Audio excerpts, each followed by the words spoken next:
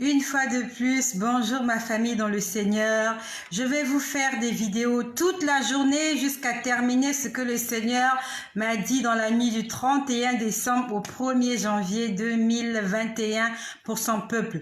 Mais avant cela, j'aimerais continuer à vous dire ce qu'il m'a dit cette nuit. Donc, après que le Seigneur m'ait montré, pour ceux qui m'ont suivi tout à l'heure, le Seigneur m'a parlé des gens qui ont fait des rêves qu'on est venu leur voler des choses. Le voleur ne vient que pour dérober, égorger et détruire. Après, le Seigneur m'a montré une personne qui est malade. Il y a une personne qui est malade, une personne d'un certain âge. Et cette personne a souffert pendant longtemps. Et pendant que le Seigneur est en train de me montrer, en fait, cette personne est allée à l'hôpital, ça n'a pas marché. Et ses parents ont pris la décision de conduire cela dans la prière. Sauf que le Seigneur m'a montré que l'endroit où vous êtes allé, ce n'est pas là-bas que la personne va trouver la guérison. Parce que je vous ai vu que là où vous partiez, en fait, c'est une congrégation où ces gens-là ont des vêtements. Ils ont une tenue spéciale à eux qu'ils portent, d'une couleur. Ils ont une tenue qu'ils portent, une tenue de couleur. Et vous êtes parti là-bas, vous êtes à la recherche de la guérison de votre parent. Et le Seigneur m'a montré que cette église-là n'est pas une église attitrée du Seigneur. Ces gens-là ne prient pas Jésus-Christ en esprit et en vérité. Ces gens-là, ils ont un gourou à eux. Ils ont un, on va dire, ils ont un conducteur spirituel. Voilà, ils ont un conducteur spirituel et ils croient en ce conducteur spirituel-là. Le Seigneur Jésus-Christ a dit, je suis le chemin. En dehors de lui, il n'y a pas un autre chemin. En dehors de Jésus-Christ, il n'y a personne d'autre qui peut sauver cette personne qui est malade dans ta famille. Peut-être que c'est de toi qu'il s'agit. Tu étais à l'hôpital, l'hôpital n'a pu rien faire pour toi. Tu as fréquenté plusieurs médecins, plusieurs hommes et femmes de Dieu, ça ne marche pas.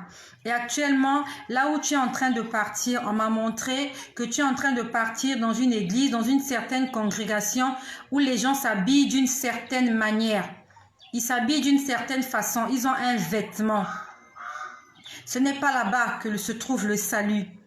La dernière fois, le Seigneur nous a parlé, pour ceux qui se rappellent, nous a parlé de cette sœur, cette maman de plus de 60 ans qui était en train de fréquenter une église où on s'habille en vert et blanc. Le Seigneur a dit que là-bas, il y a l'idolâtrie. Parce que la personne qu'ils adorent, ce n'est pas Jésus-Christ. Et encore quelque temps de cela, je vous ai parlé comment le Seigneur, guidé par l'Esprit un matin, il m'a demandé de parler à une femme. Une femme qui priait quelque part là où on s'habille en jaune. Et ils adorent ce père spirituel-là. Ils portent des vêtements jaunes qui ont l'effigie, qui ont la figure de ce monsieur sur leurs habits. J'étais en train de parler à cette sœur-là pour lui demander de revenir au Seigneur avant qu'il ne soit trop tard. Et aujourd'hui, le Seigneur est en train encore de parler d'une personne malade. D'une personne malade qui est allée dans un groupement de prière, là où les gens s'habillent d'une certaine manière. Ce n'est pas là-bas que tu vas trouver le salut. Ce n'est pas là-bas qu'il y a le salut. Le salut est en Jésus-Christ. Et pendant que je vous parle, j'aimerais vous faire un témoignage. Nous sommes en 2021, mais en 2020, un midi, et je sais qu'il y a des gens qui peuvent confirmer cela, mais malheureusement, ils ne sont pas connectés. Il y a Grace Pangou qui peut confirmer cela. Il y a Sarah Pangou qui peut confirmer cela. Et il y a son frère aussi, je crois qu'il s'appelle Hervel, quelque chose comme ça, qui peut confirmer ces choses-là. Il y avait leur tante qui était malade. Avant 2020, en fait, je ne les connaissais pas vraiment. Ils me connaissaient de visage, mais moi, je ne les connaissais pas. Et pendant les grandes vacances, j'ai reçu une sœur à moi qui est venue passer, je crois, une semaine à la maison, Sarah. Et pendant qu'elle était à la maison, sa cousine est venue à la maison, Grace Pangou. Et pendant que Grace était à la maison, Grace nous avait donné ce sujet de prière pour sa tante Sylvie qui était malade. Et on avait prié pour sa tante. Tout le temps qu'elle est restée à la maison, on intercédait pour sa tante afin que le Seigneur la guérisse. Puis après le séjour, elles sont reparties. Et elles étaient venues à la maison, je crois, au mois de septembre. Octobre, je crois que c'était octobre ou novembre 2020, un midi, Le Seigneur, c'était à midi, j'avais pris ma pause déjeuner. J'étais au bureau. Et le Seigneur me dit, va à l'hôpital. Il me dit, va à l'hôpital, tu vas voir une femme, elle est allongée à côté d'une fenêtre et tu vas prier pour elle. C'est le Seigneur qui me l'a dit ce midi-là. J'ai oublié la date. Il m'a dit ce midi, va rapidement à l'hôpital. C'était l'hôpital militaire. Il m'a dit, va à l'hôpital militaire. Il y a une femme que tu vas trouver dans la salle. Elle est à côté de la fenêtre. Va prier pour elle. Je suis allée à l'hôpital. Je me suis dit que j'allais trouver une femme à côté de la fenêtre. Mais j'ai demandé au Seigneur, j'ai dit, Seigneur, si je vais et que cette femme-là est accompagnée d'une autre personne, j'aurai du mal à l'aborder. Parce que je ne la connais pas. Tu ne m'as même pas donné son nom. Lorsqu'il m'a donné son nom, j'ai entendu « I ». Vraiment, il me l'a donné son nom pendant que je roulais. J'étais en voiture avec le bruit de la voiture. J'ai entendu « I ». Je sais qu'il y avait un « I » dans son nom. Il y avait un « I ». Je n'ai pas bien entendu le prénom. J'ai entendu « I ». Je suis partie à l'hôpital, je suis entrée, j'ai commencé à faire la ronde de toutes les salles. Parce qu'il m'avait exactement expliqué que c'était en médecine, ils ont des noms là. Il m'avait expliqué là où je devais partir. Je suis allée dans cet endroit-là, j'étais en train de longer les couloirs, je cherchais une femme allongée à côté de la fenêtre. Mais je priais dans mon cœur, j'ai dit Seigneur, il faut qu'elle soit seule. Je m'arrêterai pour la femme que je trouvais à côté de la fenêtre mais qui est seule. J'ai longé le couloir, il y avait plusieurs salles. J'étais en train de regarder. La majorité des malades étaient accompagnés parce que c'était l'heure des visites. Et il n'y avait qu'une seule salle où il n'y avait pas de garde malade. Il y avait 3 malades dans la salle.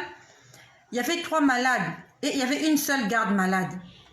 Sauf que parmi les deux, il y avait une dame qui était à la fenêtre, l'autre n'était pas à la fenêtre. J'ai fait le tour, je suis allée une fois, je suis revenue, j'ai regardé toutes les salles. Je me suis dit, c'est justement la salle où il y a, au lieu qu'il y ait 3 gardes malades, il n'y a qu'une garde malade pour 3 malades dans la salle. Je me suis dit que c'était cette salle-là. C'est un témoignage que je vous rends. Je suis entrée dans cette salle-là. Je suis allée vers la fenêtre. À la fenêtre, il y avait 2 malades. Il y avait une malade qui causait avec sa parente et il y avait l'autre malade qui était seule. Je suis allée vers la dame qui était seule. Je lui ai donné je lui ai posé la question si elle s'appelait, je ne sais pas, j'ai donné un prénom comme ça. Elle m'a dit non, je ne m'appelle pas comme ça. À ce moment-là, je voulais sortir. En voulant sortir, il y avait une autre malade qui était vers la porte. Le Seigneur m'a demandé de m'arrêter pour lui parler. Je lui ai dit, maman, est-ce qu'on vous appelle? J'ai donné un nom. Elle m'a dit non. J'ai dit, mais comment on vous appelle? Elle m'a dit, je m'appelle, je crois, Belle-Vie. Voilà, Belle-Vie. Elle m'a dit, je m'appelle Belle-Vie. Je lui ai dit, maman, Belle-Vie, moi, je n'ai personne de malade à l'hôpital. Mais le Seigneur, pendant que j'étais au bureau, m'a demandé de venir ici. Allume la lumière, s'il te plaît. Le Seigneur m'a demandé de venir ici pour prier pour une dame. Mais la dame est à côté de la fenêtre. Mais son nom sonnait I. Je lui ai dit, Belle-Vie, j'ai dit peut-être que c'est toi. Mais le Seigneur m'a dit que c'était quelqu'un qui était à la fenêtre. Je lui ai dit, est-ce que je peux prier avec toi, maman Belle-Vie? Elle m'a dit, il n'y a pas de problème. On a commencé à prier avec maman Belle-Vie. On a prié avec elle. Et lorsqu'on a prié avec elle, excusez-moi, il commence à faire nuit ici, il menace de pleuvoir. Ah bah, pas mon téléphone rouge. Alors, j'ai prié avec cette maman Belle-Vie. Je lui ai parlé de Jésus. Excusez-moi, il commence à faire sombre, donc je suis obligée d'allumer un peu de lumière. J'ai commencé à parler avec maman Belle-Vie. Je lui ai parlé de Jésus. Elle a accepté le Seigneur. On a fait la prière ensemble. Et pendant qu'on était en train de faire la prière ensemble, il y avait la garde malade qui était à côté de la fenêtre. Elle était à côté de la fenêtre et elle est passée. Elle m'a vue en train de faire la prière avec cette maman Belle-Vie là. Et lorsqu'elle me voit faire la prière, elle se retourne et elle me regarde. Lorsqu'elle me regarde, elle me reconnaît. Elle me dit, c'est maman Estelle. Je lui ai dit, oui, c'est moi. Elle me dit, oui, c'est moi. Je lui dis, oui, c'est moi. Et après, elle me dit, maman Estelle, ça fait longtemps que je cherche à te rencontrer. Je lui ai fait signe d'attendre que je finisse de parler avec maman Belle-Vie. J'ai fini la prière avec cette sœur Belle-Vie qui était malade. Elle avait des problèmes, je crois, de poumons. Elle ne savait plus trop ce qu'elle avait, mais bon, elle avait des problèmes de santé. Quand j'ai fini de prier avec cette sœur Bellevie, je suis sortie, je suis allée dans la cour. Et dans la cour, j'ai rencontré cette garde malade-là qui était dans la même salle. Elle me dit, maman Estelle, je te connais. Je te connais et ça fait longtemps que j'ai envie de te rencontrer. Et je vous parle sous le contrôle du Seigneur. Je n'avais personne de malade à l'hôpital. C'est le Seigneur qui m'avait envoyé à l'hôpital prier pour une femme à côté de la fenêtre. Et elle me dit, maman, ça fait longtemps que je veux te rencontrer. J'ai dit, mais qu'est-ce que tu fais là? Elle s'est présentée. Elle est la fille d'un pasteur. Elle est la fille du pasteur Pangou Landry. Landry Pangou. Et elle est la nièce de l'apôtre Pangou, Paulin Blanchard. C'est sa nièce. Elle s'appelle Marina. Elle m'a dit, maman, ça fait longtemps que je veux te rencontrer. Je suis ici avec ma tante qui s'appelle Sylvie. Je me suis dit, mais elle est où ta tante? Elle me dit, non, mais nous sommes dans la même salle, mais nous sommes à côté de la fenêtre. Je lui ai dit, ah, donc c'est pour elle que le Seigneur m'a envoyé ici. On est reparti dans la chambre. J'ai parlé avec maman Sylvie. Je lui ai dit que partout où elle était allée, elle n'a pas trouvé la guérison parce que le Seigneur l'attendait dans sa maison. Je lui ai dit, maman, si tu ouvres ton cœur, si tu invites Jésus dans ta vie et tu fais de lui ton Seigneur, ton Sauveur aujourd'hui, Jésus-Christ va non seulement te guérir, mais il va te sortir de cet endroit, il va te prouver que c'est lui qui est Dieu. Vous avez fini de l'argent partout où vous êtes promené, vous n'avez rien trouvé, mais le Seigneur aujourd'hui, il te dit que tu es dans cet état parce que tu avais endurci ton cœur. Il faut que tu puisses ouvrir ton cœur et demander pardon à ceux à qui tu as fait du mal et aussi pardonner ceux-là qui t'ont fait du mal. Nous avons prié ce jour-là avec maman Sylvie. Elle était à côté de la fenêtre. Lorsqu'on entrait dans la salle, elle était du côté gauche, juste à côté de la fenêtre. Et du côté droit, il y avait aussi une autre dame. J'ai oublié son prénom. Mais toutes, elles avaient des i dans leur prénom. Il y avait Bellevie, il y avait Sylvie et il y avait, je crois, Patricia. Oui, il y avait Patricia. J'ai prié avec maman Sylvie. Elle a accepté Jésus-Christ comme Seigneur et Sauveur.